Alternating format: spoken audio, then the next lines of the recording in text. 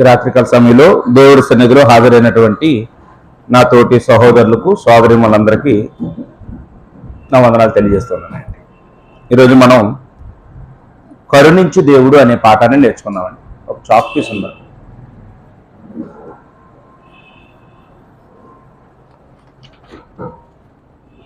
ఇక్కడ ఉంది.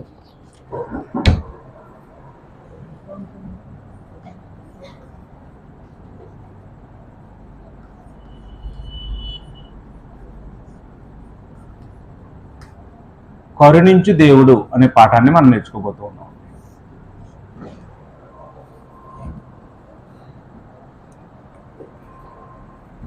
ఈ ప్రపంచంలో ప్రతి మనిషి కూడా తన జీవితంలో ఉన్నతమైన స్థానానికి వెళ్ళాలని, ఎంతో సాధించాలని, ఎన్నో మేలులు పొందుకోవాలని, ఎంతగానో అభివృద్ధి అవ్వాలని ప్రయాసపడుతూ ఉంటాడు, కలలు కంటూ ఉంటాడండి. అయితే కలల కన్నంత మాత్రాన్న, ప్రయాసపడినంత మాత్రాన్న, పట్టుదల కలిగి చేసినంత మాత్రాన్న అందరూ సాధిస్తారా? కొందరే సాధిస్తారా? ఏంటమ్మా, కొందరే సాధిస్తూ ఉంటారు. ఉదాహరణకి చదువుల్లో పోటీ పడి చదువుతారు కదండి. ఉన్నతమైన చదువులు చదవాలని ఆశతో చాలా ప్రయత్నాలు చేస్తూ ఉంటారు. అదేవిధంగా కొంతమంది వ్యాపారంలో అభివృద్ధి పొందడం కోసం ప్రయాసపడుతూ ఉంటారు. మరి కొంతమంది ఉద్యోగం సంపాదించడం కోసం ప్రయాసపడుతూ ఉంటారండి. అదేవిధంగా మరికొంత ఇప్పుడు ఎలక్షన్ టైం కదండి, ఇప్పుడు అధికారం కోసం ప్రయాసపడుతుంటారు. రాత్రి పగలనకుండా కష్టపడి తిరిగి ప్రచారాలు చేసి చాలా డబ్బులు పెట్టుబడిగా పెట్టి చేస్తూ ఉంటారు. అదే ఆత్మీయంగా కూడా మనం చూసుకుంటే కొంతమంది బాగా వాక్యం నేర్చుకొని సువార్థికుడిని పెద్ద సంఘాన్ని కట్టేయాలి అనుకుంటూ ఉంటారండి. మరి కొంతమంది నేను నా కుటుంబం ఆత్మీయంగా బ్రతకాలి, పెళ్లి చేసుకొని మంచి భార్యని పెళ్లి చేసుకొని మంచి బిడ్డల్ని కానీ చక్కగా మా కుటుంబం సమాధానంగా బ్రతకాలి, దేవుళ్ళో పెరగాలి అని ఇలా ఆత్మ సంబంధంగా మనం అనేక కోరికలు కలిగి ఉంటాం. భౌతిక సంబంధంగా కూడా అనేక కోరికలు కలిగి ఉంటామండి. అయితే అనుకున్నవన్నీ అనుకున్నట్టుగా జరుగుతాయి అంటే అనుకున్నంత మాత్రాన్న, ప్రయాసపడినంత మాత్రాన్న, కష్టపడినంత మాత్రాన్న అందరికీ జరగవండి. మరికొందరు అసలు పెద్దగా ఆలోచించరు, పెద్దగా పాటుపడరు, దాని గురించి కృషి చేయరు. ఏ కృషి చేయకపోయినా, ఏ ప్రయాస పడకపోయినా కొంతమంది మాత్రం అనుకునేవన్నీ లేక అనుకోకుండానే వాళ్ళు అన్ని పొందుతూ ఉంటారండి. మీకు ఒక ఉదాహరణ చెప్తుంటాను. మన కరోనా గురించి మనందరికీ తెలుసు. కరోనాలో ఆ కరోనా వ్యాధి రాకుండా ఉండాలని, దాని గురించి తప్పించుకోవాలని చాలామంది చాలా జాగ్రత్తలు తీసుకునేవారండి. మాస్కు తప్పనిసరిగా వేసుకోవడం, శానిటైజర్తో రోజు ఎవరితోనే ముట్టుకుంటే వెంటనే కడుక్కోవడం, ఇలాగా చాలా పరిశుభ్రత పాటించి కొంతమంది ఇంటి నుండి బయటికి రాకుండా ఉన్నారు. అలా ఉన్న వాళ్ళలోనే ఎక్కువ మంది చనిపోయారు, తెలుసు కదండి మీకు. విచ్చలవిడిగా భయం లేకుండా నిర్లక్ష్యంగా ఆ రోడ్ల మీద పడుకుని పోయిన వాళ్ళందరూ బాగానే బ్రతికేశారు. ఎక్కువ జాగ్రత్తలు తీసుకున్న వాళ్ళు బాగా ధనం ఉండి కూడా కనీసం వాళ్ళ డబ్బు కూడా వాళ్ళని కాపాడలేకపోయిందండి. అంటే ఇక్కడ మనం ఆలోచించవలసింది ఏంటంటే, అంటే మన జీవితంలో ఏది జరిగినా అది మనల్ని బట్టి జరగదండి. మనం అనుకున్నాం కాబట్టి జరగదండి, మనం అనుకోలేదని ఆగదండి. మన జీవితంలో ఏది జరిగినా అది కేవలం దేవుడి వల్లే జరుగుతుందండి. దేవుడి వల్లే జరుగుతుంది. దీనికి ఆధారం ఏంటి అంటే రోమపత్రిక 9వ అధ్యాయం 16వ వచనం అండి. రోమపత్రిక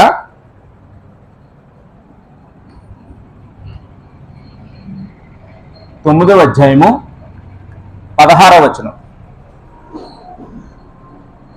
ఇక్కడ రోమపత్రిక యొక్క నేపథ్యం ఏంటి అంటే మనందరికీ తెలుసు. ఈ రోమా అనే పట్టణంలో క్రీస్తు సంఘం ఉంది. ఈ క్రీస్తు సంఘంలో 2 జాతుల మనుషులు ఉన్నారు. యూదుల్లో నుండి వచ్చిన క్రైస్తువులు అయిన వారు ఉన్నారు, అన్యజనుల నుండి వచ్చి క్రైస్తువులైన వారు ఉన్నారండి. అయితే ఈ యూదుల్లో నుండి వచ్చిన క్రైస్తువులైన వారి కంటే అన్యజనుల నుండి వచ్చి క్రైస్తులైన వారు కాస్త మెరుగ్గా ఉన్నారంట. అది చూసి యూదులు బాధపడిపోతున్నారు, వారవలేకపోతున్నారు. ఏంటి, మేము ఎందులో తక్కువ, వారు ఎందులో ఎక్కువ, వాళ్ళు ఎందుకు మెరుగ్గా ఉన్నారు, మేమెందుకు తక్కువలో ఉన్నాం, వాళ్ళ గొప్పతనం ఏంటి, మా గొప్పతనం ఏంటి అని వాళ్ళలో వాళ్ళు దెబ్బలాడుకుంటూ ఉన్నారండి. ఆ సంగతి తెలిసి అపోస్తలుడైన పౌలు గారు ఈ పత్రిక రాశారు. నాయనా, యూదులు పాపులే, అన్యులు పాపులే, ఏ భేదం లేదు, అందరూ పాపులే, అందరినీ కూడా దేవుడే ఉచితంగా నీతిమంతులుగా తీరుస్తున్నాడు అని చెప్పడం ఈ యొక్క పత్రిక యొక్క ఉద్దేశం అండి. అయితే ఇక్కడ 9వ అధ్యాయం 16వ వచనంలో రాయబడిన మాట ఒకసారి చదువుదామా?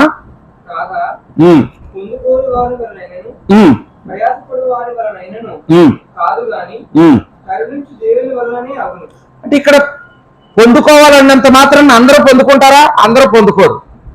యూదులైనంత మాత్రాన పొందుకుంటారా? పొందుకోలేరు.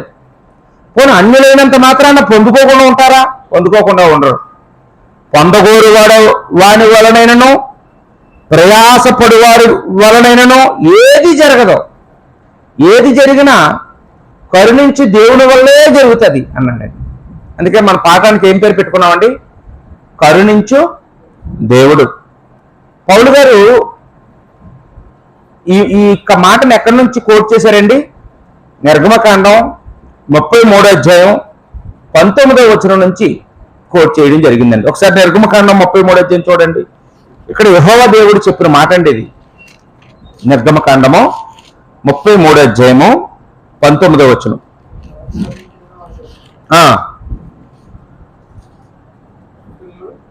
19వ వచనం. నా మంచితనం అంతయు నీ ఎదుట కనపరచెదను, యెహోవా అను నామమును నీ ఎదుట ప్రకటించెదను. నేను కరుణించు వారిని కరుణించెదను, ఎవరి యందు కనికరపడెదనో వారి యందు కనికరపడెదను. కాబట్టి ఇక్కడ యెహోవా మోషేతో చెప్తూ ఈ మాటలు చెప్పాడండి. నేను ఎవరిని కరుణిస్తానో వాళ్ళు కరుణిస్తానో, ఎవరిని కనికరిస్తానో వాళ్ళు కనికరిస్తానో, నా మంచితనం అంతా నువ్వు చూస్తావు అని దేవుడు మోషేకి చెప్పాడు. ఆ మాటనే పట్టుకొని పౌలు గారు కూడా ఇక్కడ వ్యక్తం చేశాడండి. దేవుడు ఎవరిని కనికరిస్తాడో వాళ్ళు కనికరిస్తాడు, ఎవరి పట్ల జాలి చూపిస్తాడో వాళ్ళ పట్ల జాలి చూపిస్తాడు తప్ప మన గొప్పతనం ఏమీ లేదు, మన పట్టుదల కాదు, మన ప్రయాస అంతకంటే ఏమీ చేయలేదు అని చెప్తూ ఉన్నాడండి. మనం దేవుని యొక్క గ్రంథంలో బాగా కష్టపడి, బాగా ప్రయాసపడి, బాగా ప్రయత్నించి కృషి చేసి కూడా దేవుని సహాయం పొందుకోకపోవడం వల్ల వాళ్ళు అనుకున్నది సాధించలేని వారు ఎంతో మంది ఉన్నారండి. అలాంటి వారి ఉదాహరణలు ఈ సమయంలో మనం చూద్దాం. అంటే వాళ్ళు కష్టపడ్డారా అంటే కష్టపడ్డారు, దానికోసం కృషి చేశారు, ప్రయత్నాలు చేశారు, కానీ దేవుని యొక్క సహాయాన్ని వాళ్ళు ఆశించలేదు, దేవుడు చెప్పిన విధానంలో వాళ్ళు చేయలేదు. కాబట్టి వాళ్ళ కృషి, వాళ్ళ పట్టుదల, వాళ్ళ ఆకాంక్ష ఏమైపోయిందండి? విఫలమైపోయిందండి. అలాంటి వాళ్ళ ఉదాహరణలు ముందుగా చూద్దామండి.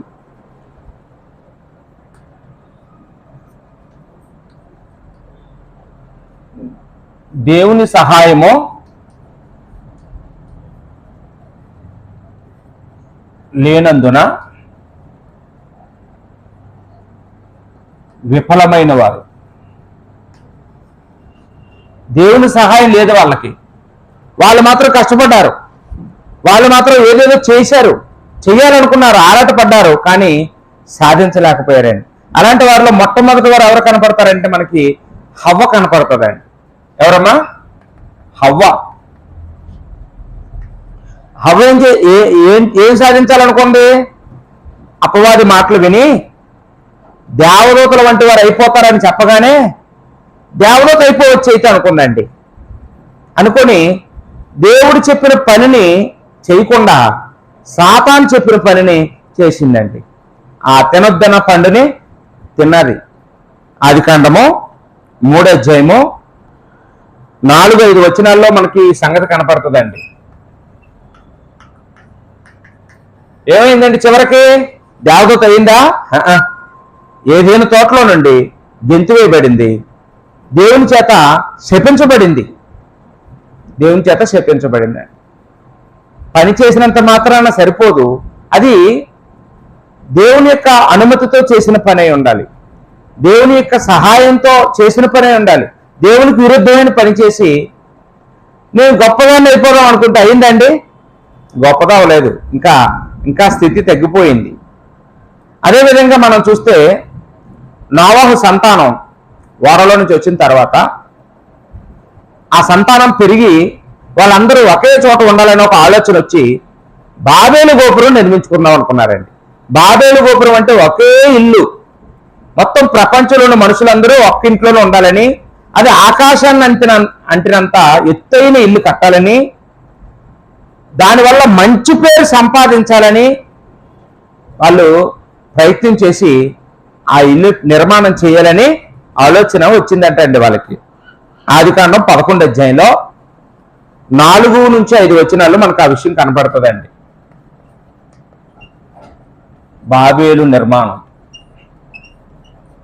నిర్మాణం జరిగిందండి. మంచి పేరు వచ్చిందా, చెడ్డ పేరు వచ్చిందా? వాళ్ళ దేవుడు ఏం చేశాడండి? దేవుడి సహాయాన్ని వాళ్ళ ఆశ కోరుకోలేదు. దేవుడి పద్ధతి కాదు అది. మంచి పేరు సంపాదించాలంటే మంచి జీవితం ఉండాలి. ఇల్లు కట్టినంత మాత్రం మంచి పేరా? ఏంటి పెద్ద ఇల్లు కట్టేసి మంచి పేరు వస్తుందా? పెద్ద చర్చ్ బిల్డింగ్ కట్టేసుకుంటే మంచి పేరు వస్తుందా? మంచి పేరు రావాలంటే ఎక్కడ ఉంటుందండి? మంచి గుణం బట్టి, మంచి స్వభావాన్ని బట్టి మంచి పేరు వస్తుంది. కానీ ఈ అలంకరణ వల్ల, ఆభరణాల వల్ల, ఈ రాతి గోడల వల్ల, మనం వేసుకునే బట్టల వల్ల, నగల వల్ల ఎప్పుడు మంచి పేరు రాదండి. దానికి దేవుడు సహాయం అందించడు. మన మూఢనమ్మకం ఏదో మూల అలా ఉంటుంది మనకి. ఈ పైరూపం చూసి అందరూ మెచ్చుకుంటారు అనుకుంటాం మనం. దేవుడు మెచ్చుకొని ఇవ్వడండి, చెడ్డ పేరు వస్తుంది మనకి. ఇక్కడ కూడా ఆదికాండం 11వ అధ్యాయంలో 4-5 వచనాల్లో మనకు ఆ సంగతి రాయబడిందండి. వాళ్ళు చెదరగొట్టేశాడు దేవుడు, భాషలు తారుమారు చేసేసాడు. ఒకరి భాష ఒకరు తెలియకుండా మనుషులందరూ గ్రూపులుగా విడిపోయి ఈ ప్రపంచంలోని 7 ఖండాలకి విస్తరించిపోయినట్టుగా మనము చూస్తూ ఉన్నామండి. అలాగే బైబిల్లో మనం ఇంకా చూస్తే మిరియాము కనపడుతుంది, అహరోను. వీళ్ళిద్దరూ కూడా మోసేతో సమానంగా ఘనత పొందుకోవాలని ఆరాటపడ్డారండి. ఆయనకంటే పెద్దవాళ్ళం కదా, ముందు పుట్టిన వాళ్ళం కదా, మేము ఎందరో తక్కువ, మమ్మల్ని ఎందుకు గణపరచరు, మోసేని ఎందుకు నాయకుడిగా ఎన్నుకున్నారు, మేమెందుకు నాయకులు కాకూడదు అని వాళ్ళిద్దరూ కూడా నాయకత్వం పొందుకోవడానికి చాలా పోరాటం చేశారండి. సంఖ్యాకాండం 12వ అధ్యాయం 2వ వచనంలో మిరియాము, అహరోను, సంఖ్యాకాండం 12:2 అండి. వీళ్ళు కూడా ఏరండి దేవుడి చేత శపించబడ్డారు. పొందుకున్నారా అంటే వాళ్ళ యొక్క కోరిక మంచిదే, ఘనత పొందాలి అనుకోవడం. దానికి దేవుడి సహాయం కావాలి. వాళ్ళే ప్రయత్నం చేసి, వాళ్ళే గొడవలు ఆడేసుకొని, వాళ్ళే మోస మీద తిరుగుబాటు చేసేస్తే ప్రజలందరూ వీరిని నాయకులు చేసేస్తారు అనుకున్నారు. ఏరండి చివరికి కుష్ఠరోగి అయిపోయిందండి. మిరియాం ఏమైందమ్మా? కుష్ఠరోగి అయిపోయింది. అదేవిధంగా కోరహు కుమారులు సంఖ్యాకాండం 16వ అధ్యాయంలో 1 నుంచి 11 వచనాల్లో మనం చూస్తే ఇక్కడ కోరహు కుమారులు కనపడతారండి. ఈ కోరహు కుమారులు లేవి గోత్రానికి చెందిన వాళ్ళే, కానీ వీళ్ళు యాజకత్వం చేయాలనుకుంటారండి. దేవుడు వాళ్ళని యాజకులుగా ఏర్పాటు చేయలేదు. అహరోను సంతానాన్ని యాజకులుగా దేవుడు ఏర్పాటు చేసుకున్నాడు. లేవి గోత్రం ఉన్న వాళ్ళందరూ యాజకులు కాదు. అహరోను సంతానం యాజకత్వం చేయాలి. ఆ తక్కిన వాళ్ళకి చాలా పనులు ఉంటాయి బయట, ఆ మొయ్యడం అవన్నీ అయ్యి పనులే. కానీ దేవాలయంలో అర్చక వృత్తి మాత్రం అహరోను సంతానం చేయాలి. ఈ కోరహు సంతానం ఏం చేశారండి? కుమారులు ఇద్దరు వీళ్ళు దేవాలయంలో ప్రవేశించి వాళ్ళు యాజకులుగా పనిచేయాలని ఆరాటపడిపోయి లోపలికి వెళ్ళారు. దేవుడి చేత ఏమయ్యారమ్మా? శిక్షించబడ్డారు. మీరు ఆ విషయాలన్నీ ఇంటికి వెళ్ళి చదవండి. సంఖ్యాకాండం 16 అధ్యాయంలో 1 నుంచి 11 వచనాల్లో మనం ఈ స్టోరీ కూడా చూస్తామండి. అదేవిధంగా మనకి ప్రవక్తల కాలంలో గెహాజీ గురించి బాగా తెలుసు. గెహాజీ ధనవంతుడు అవ్వాలనుకున్నాడండి. ధనవంతుడు అవ్వాలనుకుంటే దేవుడికి ఏమైనా ప్రార్థన చేశాడా? కష్టపడి ఏమైనా పని చేశాడా? అవేం చేయలేదు. దొంగతనం చేసి ధనవంతుడిని అయిపోదాం అనుకున్నాడండి.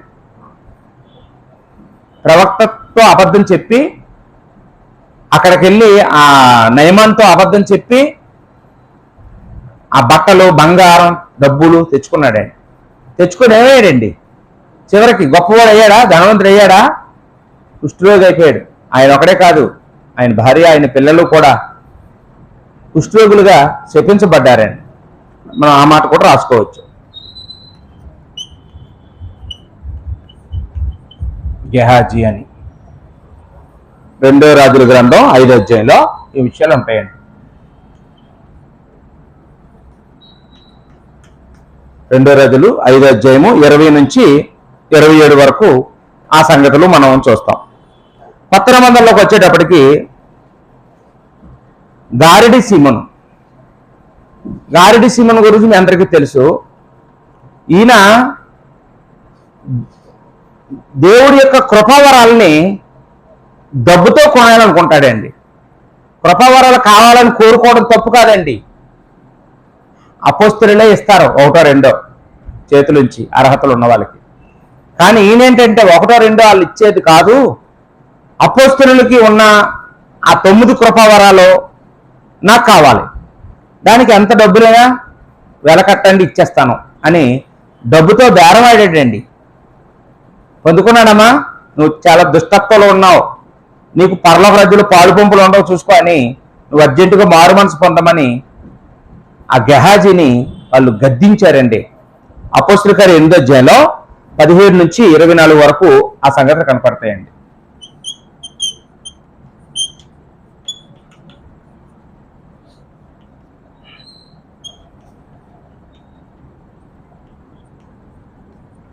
ఇలా చాలా మంది మనం రాసుకుంటే 100 పేర్లు బైబిల్లో ఇలా కనపడతాయి. వాళ్ళు ప్రయాసపడ్డారంటే వాళ్ళు ఆలోచన చేశారు, వాళ్ళకి ఏదో ఉద్దేశం ఉంది, వాళ్ళు కూడా దాని గురించి కృషి చేశారు.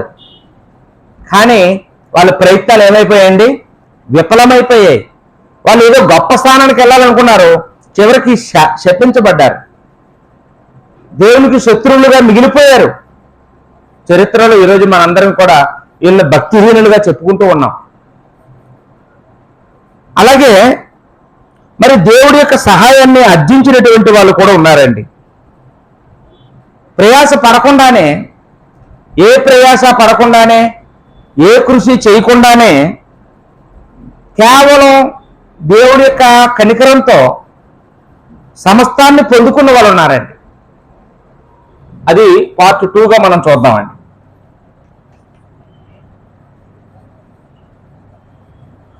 దేవుని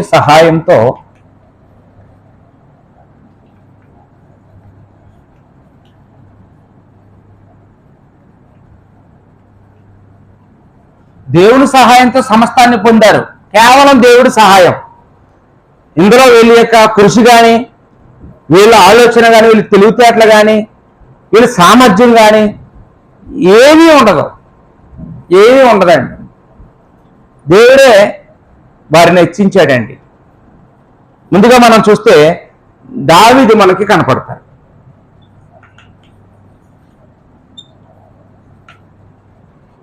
దావీదు ఎవరమ్మా? దావీదు యొక్క పుట్టుపూర్వోత్తరాలు ఎవరంటే ఒక పేద కుటుంబానికి, నిరుపేద కుటుంబానికి చెందినవాడు దావీదు. గొర్రెలు కాపరి, చిన్న వయసులోనే గొర్రెలు కాచుకుంటూ దావీదు విద్యావంతుడు ఏం కాదు, ఏదన్నా సాదాసీదా విద్య, కానీ పెద్ద విద్యావంతుడు కాదు. తన కుటుంబంలో 8వ సంతానం అయినా కానీ అతను సుఖం లేదు. అతను పనిచేయాల్సిందే, తల్లిదండ్రులకి పనిచేయాలి, అన్నదమ్ముల దగ్గర పనిచేయాలి, అందరికీ పనిచేస్తే కానీ అతనికి పని చేసిన గౌరవం కూడా ఇచ్చే కుటుంబం కూడా కాదు. అలాంటి నిరుపేద కుటుంబం అండి. అలాంటి కుటుంబంలో పుట్టి తాను ఎప్పుడైనా ఇశ్రాయేలుకి సౌలు తర్వాత రెండో రాజుగా అవుతానని ఎప్పుడైనా కలగన్నాడా? ఏమా అతనికి కనీసం రాజయ్యే ఏ అర్హతలేని ఉన్నాయా? రాజు అంటే ఎలా ఉండాలి? ఆజానుబాహుడులా ఉండాలి, యుద్ధ విద్యలన్నీ రావాలి, ఎత్తుకెత్తు లావుకు లావు ఉండాలి. కానీ ఇతనిలో ఓ రాజయ్యే లక్షణాలు ఏమీ లేవండి. తాను కూడా ఎప్పుడు అనుకోలేదు.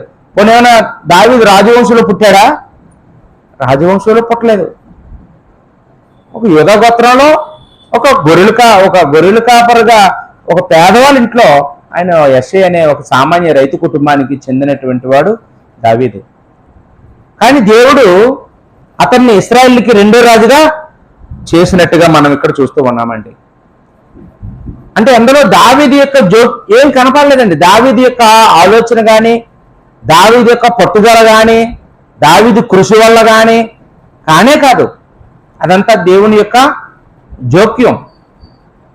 మరి దేవుడు దేనిని బట్టి చేశాడు దావీదుని రాజుని అంటే మనకి కొత్త నిబంధనలో కనపడుతుంది. అపోస్తల కార్యములు 13:22 దావీదు గురించి దేవుడు తెలియజేసిన విషయం ఏంటండి? నా హృదయానుసారుడు, నా చిత్తానుసారుడు, నా ఉద్దేశాలన్నీ నెరవేర్చేవాడు. దావీదు దేవుడు లాంటి హృదయం కలిగిన వాడు అంటండి. దేవుడికి నచ్చే పనులే చేస్తుంటాడట. దేవుడికి ఇష్టం లేని అన్ని ఆయనకి కూడా ఇష్టం లేదు అనుకుంటాడు. దేవుడికి బాగా ఇష్టమైన గుణం ఏంటండి?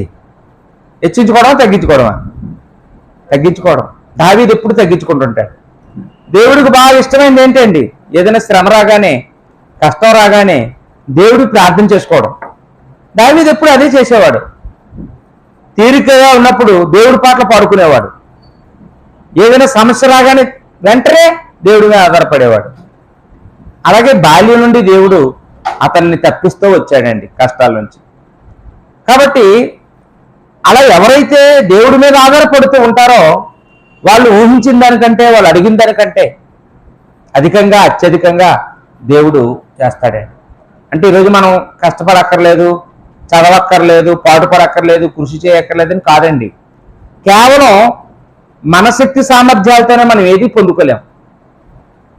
మన సామర్థ్యం ఎందుకు పనికిరాదండి. మన సామర్థ్యానికి ఏది అవసరం అండి? దేవుని యొక్క సహాయం అవసరం. దేవుడు సహాయం లేకుండా నువ్వు 99 మార్కులు తెచ్చుకున్నా నువ్వు సాధించలేవు. దేవుని సహాయంతో నువ్వు ఒకవేళ 70 మార్కులే తెచ్చుకున్నా నువ్వు సాధిస్తావు. అదండి దేవుడి యొక్క గొప్పతనం. కాబట్టి మనం ఏ విషయంలోనైనా కానీ దేవుడికి నచ్చే విధంగా మనం ఎప్పటికప్పుడు చూసుకోవాలండి. మనుషులకు నచ్చడానికి చాలా ప్రయత్నాలు చేస్తుంటాం. మనిషికి నచ్చకపోయినా పర్వాలేదు, దేవుడికి మాత్రం మన స్వభావం దేవుడికి కోపం తెచ్చే విధంగా ఉండకూడదు. దేవుడు మెచ్చుకునేలా ఉండాలి. అప్పుడు దేవుడు మనల్ని ఆశీర్వదిస్తాడండి.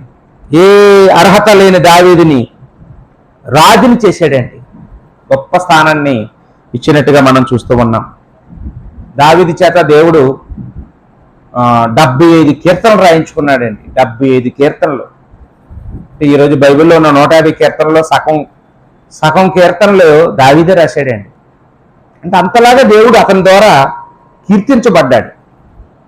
ఇంకా మనం చూసినప్పుడు పాత నిబంధనలో మనకి ఎస్తేరు కనపడతారండి. ఎస్తేరు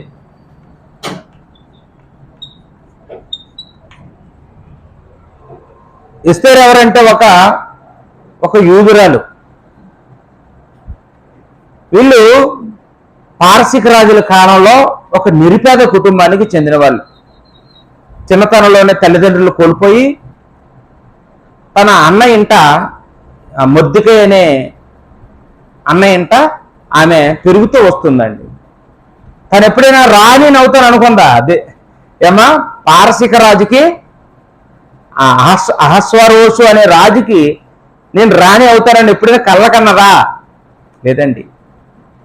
అదంతా దేవుడే చూసుకున్నాడు. రాజంతల రాజే ఊర్లో అందగత్తెలందరినీ ఏరుకు రమ్మనేలా చేశాడు దేవుడు. వాళ్ళందరికీ మంచి మంచి ఆభరణాలు ధరించేలా చేశారు. కానీ ఈవిడికి ఇష్టం ఉందా రాణి అవడం? ఇష్టం లేదు. నాకు ఏ ఆభరణాలు వద్దు, నేనేం ధరించుకోను, నువ్వు ఎలా వచ్చాను అలా ఉంటానని పేచి పెట్టింది. సరే అమ్మా అని ఆమె ఎలాగైతే వచ్చిందో అలాగే రాజుగారి దగ్గర కూర్చోబెట్టారు. ఆ ఇంటి దగ్గర నుండి వచ్చిన బట్టలతో కూర్చుంటే ఆవిడే నచ్చిందట రాణిగా. వీళ్ళందరూ గోల్డ్ ధరించుకున్నారు రాజుగారికి నచ్చాలని, ఎవరూ నచ్చలేదండి. అంటే ఆవిడ రాణి అవ్వాలని ఆవిడకి ఏ మూల లేదు, ఆవిడేమో కళ్ళకనలేదు, ఆవిడ దగ్గర ఎటువంటి సామర్థ్యాలు లేవు, ఆవిడ కృషి చేయలేదు. ఎవరు చేయించారమ్మా రాణిగా? దేవుడే. దేవుడికి అసాధ్యమైంది ఏది లేదు. దేవుడు ఎందుకు ఆమెను రాణిగా చేశాడు అంటే ఆమె యొక్క మంచి స్వభావం, ఆమెలో ఉన్న భక్తి, ఆమెలో ఉన్న విశ్వాసం దేవుడికి నచ్చింది. ఆమెను సెలెక్ట్ చేసుకున్నాడండి దేవుడు. ఒకరోజు యూదులందరినీ కాపాడాలంటే ఈ రాజు దగ్గర ఒక భక్తిపరురాలైన ఒక రాణి ఉండాలి. ఆవిడే ఆ రాజు మనసు మార్చగలదు, ఆవిడే ఆ యూదులను రక్షించగలదని దేవుడి సంకల్పం. అందుకు ఈ ఎస్తేరుని దేవుడు ముందుగా సిద్ధపరచుకున్నాడు, రాణిగా చేసుకున్నాడు. అంటే మనకు ఆ చరిత్రలన్నీ తెలిసినవే, మళ్ళా మనం చెప్పుకోవాల్సిన అవసరమో లేదండి. ఈ విషయాలన్నీ కూడా మనకి ఆ ఎస్తేరు గ్రంథం 2:17 మనకి కనపడతాయండి. ఇంకా మనం చూసినప్పుడు కొత్త నిబంధనకు వస్తే ఇక్కడ మనకు మరో వ్యక్తి కనపడతారు. ఎవరంటే అపోస్తలుడైన పౌలండి.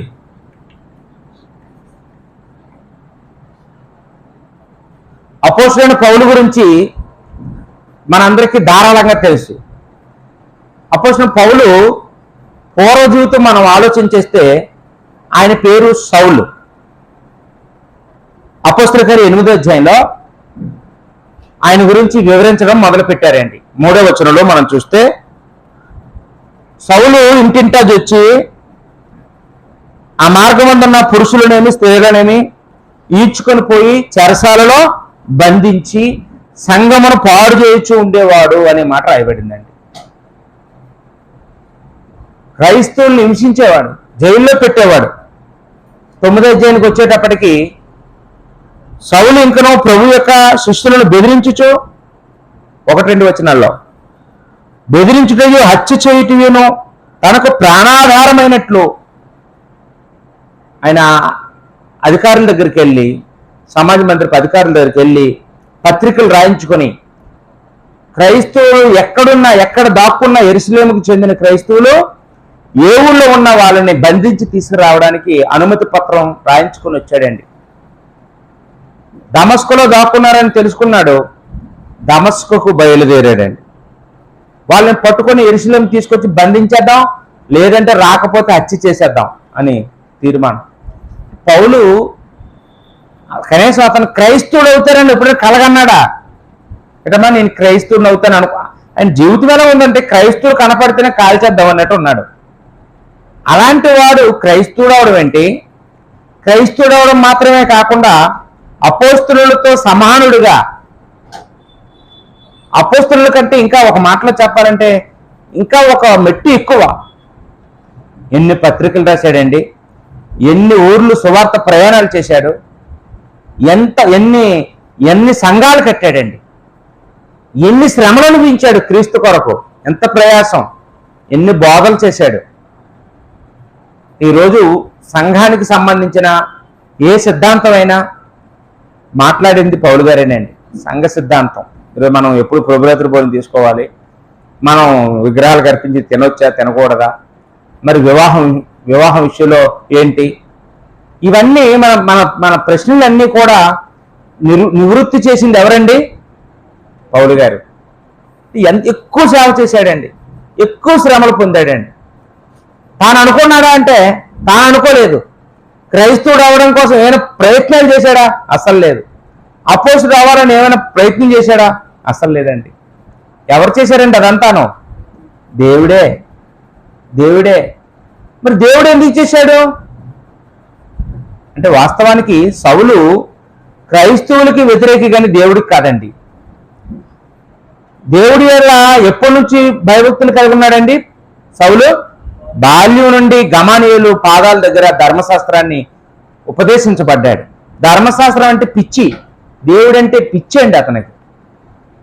ఆయన అనింద్యుడట, ఆ మాట అన్నాడు కదా, ధర్మశాస్త్ర విషయంలో నేను అనింజుడిని, ఆసక్తిపరుడిని అని ఆయన గొప్పతనాలు వివరించినప్పుడు చెప్పాడు. అంటే దేవుడు అతని భక్తిని చూశాడండి, అతని విశ్వాసాన్ని చూశాడు. ఇలాంటి వాడే నాకు కావాలి. అప్పుడు యేసుక్రీస్తు వారు ఒక వెలుగుగా కనపడి సౌలా సౌలా అని పిలిచి మాట్లాడినప్పుడు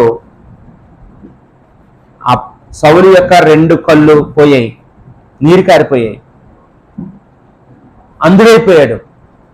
అప్పుడు నువ్వు తిన్నదనబడిన ఆ వీధిలోకి వెళ్ళు, అక్కడ ఒక సీమోని ఇంట్లో ఒకడు ఉండు, నువ్వు ఆ తర్వాత అంతా నేను చూసుకుంటానంటే అక్కడికి వెళ్ళిపోయి 3 రోజులు అన్నం తిన మానేశాడు అంటాడు.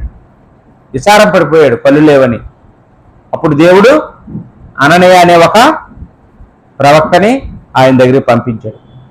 నువ్వు వెళ్ళు, ఆయనకి కళ్ళు రప్పించు అంటే అననీయ ఏం మాట్లాడుతున్నాడు చూడండి. 9వ అధ్యాయంలో 13వ వచనంలో, అపోస్తలుల కార్యం 9:13లో, ఈ మనుషుడు నీ పరిశుద్ధులకు ఎంతో కీడు చేశాడు ప్రభువా,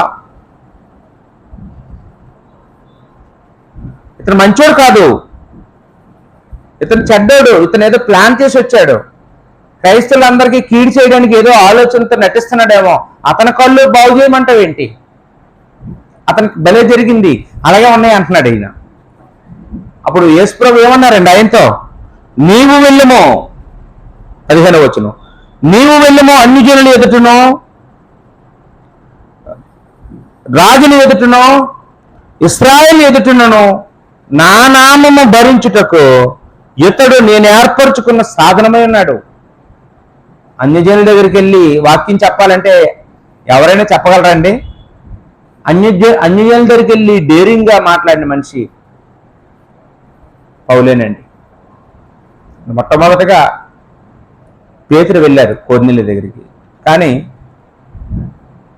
దర్శనం ద్వారా కొర్నేలికి దేవుడు ముందే చెప్పాడు, పేతురు అనే ఆయన నువ్వే పిలిపించుకొని, అక్కడ వివాదం ఉండదు. కొర్నేలి ప్రేమతో ఆహ్వానించుకున్నాడు పేతుర్ని. కానీ పౌలు గారు వెళ్ళిన ఊర్లో వాళ్ళు బహు విగ్రహారధికులు, వాళ్ళకి తెలియదు ఈయనెవరో. వాళ్ళ దగ్గరికి వెళ్ళి వాళ్ళు మచ్చిక చేసుకొని వాళ్ళకి సృష్టికర్త గురించి చెప్పాలి. చిన్న విషయం అండి. అలాంటి ఎన్నో ప్రాంతాలకి పౌలు వెళ్ళి చివరికి వాళ్ళ దగ్గర రాళ్ళు దెబ్బలు తిన్నాడు కూడా. విగ్రహారధికులు మార్చేశాడు. ఎపిసోలో అయితే అక్కడ గ్రంథాలు తగలబెట్టేశారంట. అత్తమీదేవి గుడి మాంత్రికులు, కంసాలులు వాళ్ళందరూ మారిపోయారు. ఎంత సేవ చేశాడో ఒకసారి ఆలోచించేయండి. అంటే నేను ఎంత ఎందుకు చెప్తున్నానంటే, ఆయన అపోస్తలుడు అవ్వాలని అనుకోలేదు, క్రైస్తవుడు అవ్వాలని కూడా అనుకోలేదు. దానికోసం ఆయన ఏ కృషి చేయలేదు. ఆయన దేవుడి మీద ఆధారపడ్డాడు అంతే. దేవుడి మీద విశ్వాసం కలిగి ఉన్నాడు. దేవుడు అతన్ని వాడుకున్నాడండి, అందరికంటే ఎక్కువగా వాడుకున్నాడు. ఈరోజు మనం కూడా మన ప్రయత్నాన్ని మనం చేస్తూ మన మీద ఆధారపడకుండా, మన శక్తి మీద ఆధారపడకుండా, మన జ్ఞానం ఏదో మనల్ని రక్షిస్తుందని ఆధారపడకుండా, మన సామర్థ్యం, నా బాహుబలం నాకు ఎంత సామర్థ్యాన్ని ఇచ్చిందని అనుకోకుండా దేవుడి మీద ఆధారపడాలి. నేను చేయాల్సింది చేశాను, నువ్వు చేయాల్సింది చేయండి, నా వల్ల ఏం లేదా. పౌలు అన్నాడు కొరింథీయులతో గొడవలాడుకుంటుంటే, నేను నాటాను, అపోల్లో నీరు పోశాడు, మిమ్మల్ని వృద్ధి కలుగు చేసింది మాత్రం దేవుడే అని చెప్పాడు. కాబట్టి నాటిన వాడిలో ఏమీ లేదు, నీళ్లు పోసిన వాడిలో ఏమీ లేదు. వృద్ధి కలుగు చేసేది ఎవరండి? నాటిన మొక్కలన్నీ బతుకుతాయా? నీళ్లు పోసినంత మాత్రం అన్ని మొక్కలు బతికేస్తాయా? కొన్నే బతుకుతాయి. ఆ కొన్నింటిని బ్రతికించింది ఎవరు అంటే దేవుడు. వాటికి ఎదుగుదల ఇచ్చింది దేవుడు. అదేవిధంగా మన జీవితంలో కూడా మన జీవితంలో ఏది జరిగినా అదంతా దేవుడి కృప వల్లే, దేవుడి కనికరం వల్లే. మన గొప్పతనమో ఏం లేదండి. అందుకనే ఇక్కడ పౌలు గారు తిమోతికి రాస్తూ, 1 తిమోతి పత్రిక 1వ అధ్యాయం 12-13 వచనాలు మనం చూస్తే, ఇక్కడ చాలా వివరంగా తన పూర్వ జీవితం గురించి మాట్లాడుతూ ప్రస్తుత స్థితి గురించి కూడా మాట్లాడాడండి. మొదటి తిమోతి 1:12 నుంచి చూస్తే, పూర్వం దోషకుడును హింసకుడును హానికరుణ్ణి ఉన్న నన్ను తన పరిచర్యకు నియమించి నమ్మకమైన వానిగా ఎంచినందుకు నన్ను బలపరిచిన మన ప్రభు అయిన క్రీస్తు యేసుకు కృతజ్ఞుడై ఉన్నాను. ఎప్పుడు కృతజ్ఞుడిని. నన్ను బలపరిచింది యేసుక్రీస్తు, నన్ను నమ్మకమైన వాడిని ఎంచింది యేసుక్రీస్తు, నాకు ఈ పరిచర్యనిచ్చింది యేసుక్రీస్తు. నేనేమో దోషకుడును, నేను హింసకుడును, నేను హానికరుడును, నా గొప్పతనం ఏమీ లేదు.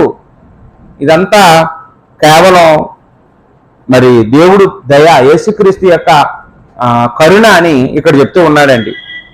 ఒకవేళ నేను ఏమైనా తప్పులు చేసి ఉంటే అవన్నీ తెలియక చేశాను, అవిశ్వాసంగా ఉన్నప్పుడు చేశాను, కనుక నేను కనికరింపబడ్డాను అన్నాడు.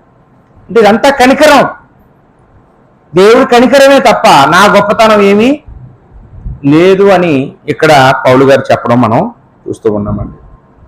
కాబట్టి చివరిగా నేను చెప్పాలనుకున్నది ఏంటంటే, ఈరోజు మనం ఎలా దేవుడి కనికరాన్ని పొందుకుంటాం? దేవుడు కరుణించే దేవుడే. పాత నిబంధన చరిత్రలో ప్రయాసలు చేసి కూడా దేవుడి సహాయాన్ని అడగనందున వీళ్ళందరూ విఫలమైపోయారు.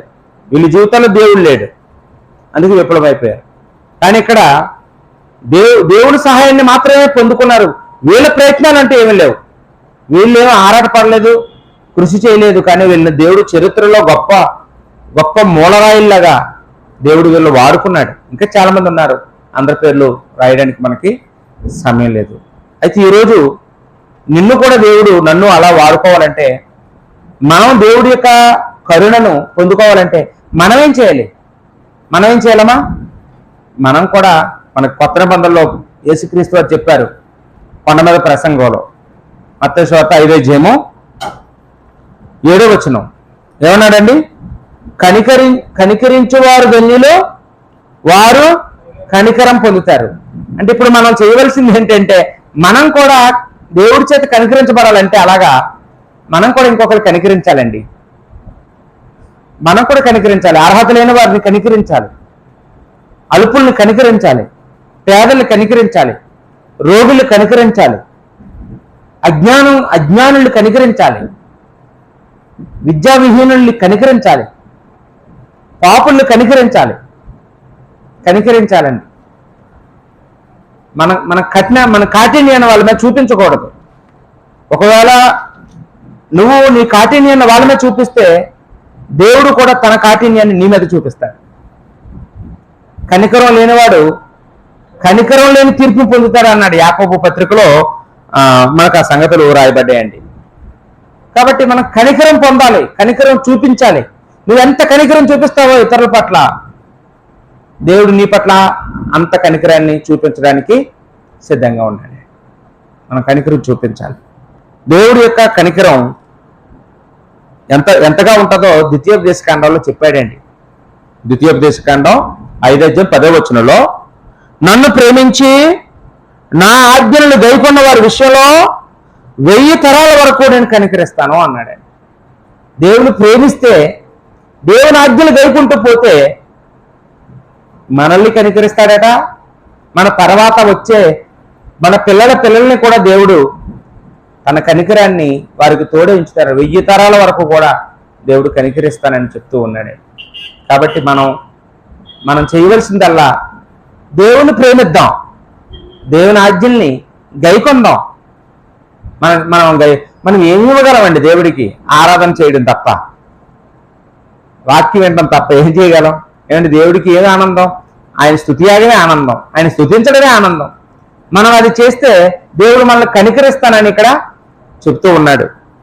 లోక సువార్తలో కూడా 1:50 లోక 1:50 ఏమన్నాడంటే, ఆయనకు భయపడే వారి మీద ఆయన కనికరము తరతరాలకు ఉండును అన్నాడు. దేవుడికి భయపడాలి, మనుషులకు కాదు. ఎవరికమ్మా? అమ్మో ఈ పని చేస్తే దేవుడు నన్ను శిక్షిస్తాడని భయం. అమ్మో ఆరాధనకు ఆలస్యం వెళ్తే దేవుడు కోపం వస్తుందని భయం. బైబిల్ క్లాస్ వెళ్ళకపోతే దేవుడు కోపం వస్తుంది భయం. అబద్ధం ఆడితే దేవుడు కోపం వస్తుందని భయం. అలా ఎవరైతే రోజు తన తన దినచర్యలో దేవుడికి భయపడుతూ, అమ్మో ఇలాంటి మాట్లాడకూడదు, అమ్మో ఈ బట్టలు వేసుకోకూడదు, నేను ఎలాంటి చూడకూడదు, నేను ఎలాంటి చేయకూడదు అని మనం ఎవరైతే దేవుడికి వ్యక్తిగతంగా భయపడతామో దేవుడు వారిని ఏం చేస్తాడంటమ్మా, తరతరాలకు కూడా ఆయన కనికరాన్ని దేవుడు ఉంచుతానని ఇక్కడ చెప్పడం మనం చూస్తూ ఉన్నామా. కాబట్టి మన గొప్పతనం మాత్రమే మనలో గొప్పవాళ్ళు చేయదు. దేవుడి యొక్క కనికరంతోనే మనందరం గొప్పవాళ్ళం అవుతాం. దేవుని కనికరం లేని గొప్ప వాళ్ళందరూ విఫలమైపోయారు. దేవుని యొక్క కనికరంతో వీళ్ళకంటూ ఏ గొప్పతనం లేకపోయినప్పటికీ దేవుడు ఎంతో ఉన్నతమైన స్థానంలో కూర్చోబెట్టాడు. దీని అంతటికి కారణం దేవుని యొక్క కనికరం. అందుకని మన దేవుడు ఎవరమ్మా? మన దేవుడు ఎవరు? కరుణించు దేవుడు, కనికరం చూపించే దేవుడు, జాలి చూపించే దేవుడు. దేవుడికి రికమెండేషన్లు అక్కర్లేదు. ఆయన ఎవరినైనా కనికరిస్తాడో, ఎవరి మీదైనా జాలి చూపిస్తాడండి. ఆయన ఎప్పుడు ఎవరి మీద కనికరించాలో ఆయన తెలుసు, ఎవరి మీద జాలి చూపించాలో ఆయన తెలుసు. కాబట్టి ఎవరైనా అభివృద్ధి అయితే మనం బాధపడకూడదు, వాళ్ళు కనికరించాడు అనుకోవాలి. ఇదేంటండి ఎంత తక్కువ చదువుకున్నాడు, తక్కువ మార్కులు వచ్చి ఆయనకి జాబ్ వచ్చింది, నేను ఎక్కువ మార్కులు తెచ్చుకున్నాను, మనం బాధపడకూడదు. కొంతమందికి బాగా కష్టపడి చదివిన వాళ్ళకి తక్కువ మార్కులు వస్తాయి, సరిగా చదవలేనివాడికి మార్కులు ఎక్కువ వచ్చేస్తాయి, మనం బాధపడకూడదు. దేవుడు కనికరించాడు వాళ్ళని అనుకోవాలి. ఏమండి, దేవుడు కనికరిస్తేనే పిల్లలు పుడతారు, దేవుడు కనికరిస్తేనే ఉద్యోగం వస్తుంది, దేవుడు కనికరిస్తేనే అభివృద్ధి అవుతాం, దేవుడు కనికరిస్తేనే స్వస్థపడతాం. మనం ఈరోజు ఇలా బ్రతుకున్నామంటే కూడా కారణం దేవుడు కనికరించడం వల్లే. దేవుడు కనికరించడం వల్ల మన గొప్పతనం అనుకోకూడదు, మన గొప్పతనం కాదండి. కరోనాలోనూ చచ్చిపోయిన వాళ్ళందరూ వాళ్ళు ఏం తినలేదు అనుకున్నారా? ఏమండి, బాదం పప్పు, పిస్తా పప్పు, వాళ్ళు ఏటేటి తినమన్నారు అన్నీ తిన్నారు, కానీ దేవుడి దగ్గర పప్పులే ఉడకలేదు. వాళ్ళందరూ ఏమయ్యారండి? వెళ్ళిపోయారండి. గంజి నీళ్ళు తాగిన వాళ్ళందరూ కూడా బతికేశారు. కాబట్టి ఒకసారి ఆలోచన చేయండి. దేవుడి చేత మనం కనికరం పొందడానికి మనందరం కూడా ప్రయత్నించేద్దామండి, ప్రయత్నించేద్దాం, ఆలోచించేద్దాం. ఒకళ్ళు మనలో ఏదైనా మూఢనమ్మకం ఉంటే దాన్ని తీసేసుకుందాం. నా వల్ల నేను అవను, నా గొప్పతనం వల్ల అవను, నా దేవుడి వల్లే అవుతాను. కాబట్టి ఈ లోకంలో ఉండే మనుషులకి ఈ విషయం తెలియదు, ఈ సీక్రెట్ తెలియదు. వాళ్ళు వాళ్ళ కాళ్ళ మీద ఆధారపడతా ఉంటారు. మనం దేవుని యొక్క కాళ్ళ మీద మనం ఆధారపడడానికి ప్రయత్నించేద్దాం. ఓపిక వాక్యమైన మీ అందరికీ నా వందనాలు చెల్లించుకుంటూ ముగిస్తున్నానండి. అందరికీ